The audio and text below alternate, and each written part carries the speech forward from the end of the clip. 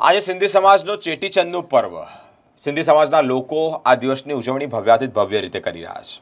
મિત્રો, સન્મુખભાઈ જ્ઞાનચંદાની સામાજિક કાર્યકર, સેવાકીય બાબતોમાં હંમેશા અગ્રેસર રહેતું વ્યક્તિત્વ એટલે કે સન્મુખભાઈ દ્વારા જ આજે ચેટીચંદનું પર્વ હોય, સિંધી સમાજમાં એક લાગણી અને હર્ષોલ્લાસ જેવો માહોલ હોય તે અંતર્ગત તેઓ એક વિશેષ પ્રસાદી માટે ભંડારાનું આયોજન કર્યું છે। કોઠી 4 રસ્તા ખાતે જ પ્રસાદીનો લાભ લેવામાં મોટી સંખ્યામાં જે લોકો છે તે ઉમટી પડ્યા છે। સિંધી સમાજના ધર્મગુરુ મુકેશ સાંઈ, સામાજિક કાર્યકર અને શ્રદ્ધાળુઓ આશીર્વાદ આપવા માટે જ ખાસ ઉપસ્થિત રહ્યા છે। सतनाम साखी, जय झूलेलाल। चेटीचंड जूं सभिनि खे लख लख वाधायूं। चेटीचंद की सबको लाख लाख बधाई।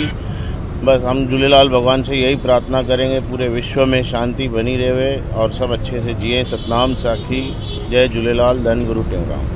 આજે અમારે ચેટીચંડ એટલે નવા વર્ષ, સિંધી સમાજનો નવા વર્ષ કહેવાય છે અને આ ચેટીચંદ નિમિત્તે અમારે અહીંયા બધા સિંધી સમાજના અગ્રણીઓ નાના મોટા મળીને આ કાર્યક્રમ રાખવામાં આવે છે અને જેવી રીતે કોઠી 4 રસ્તા પર મનમોહન વડાપાવ અને મનમોહન ફરસાણના તરફથી અહીંયા પ્રસાદીનું આયોજન કરવામાં આવ્યું છે અને દર વર્ષે કરીએ છીએ અને દર વર્ષે કરતા આવીશું।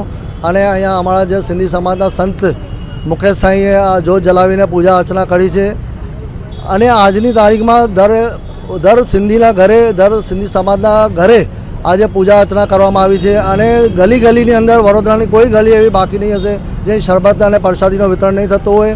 જેવી રીતે કે કાલે પ્રેમ પેગા ધરમ વિસ્તારમાં બી ભંડારો જે રાખવામાં આવ્યો હતો એમાં બી 25 થી 27 હજારના શ્રદ્ધાળુ લગભગ હતા અને 1 થી 1.5 વાગ્યા સુધી અમારે એ ભંડારો ચાલતો હતો।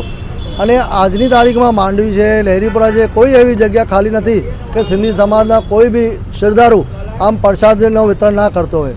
દરેક ગલીની અંદર પ્રસાદનું વિતરણ કરવામાં આવે છે અને આજે શોભાયાત્રા બી છે એ પૂરી વારસામાં ફરશે।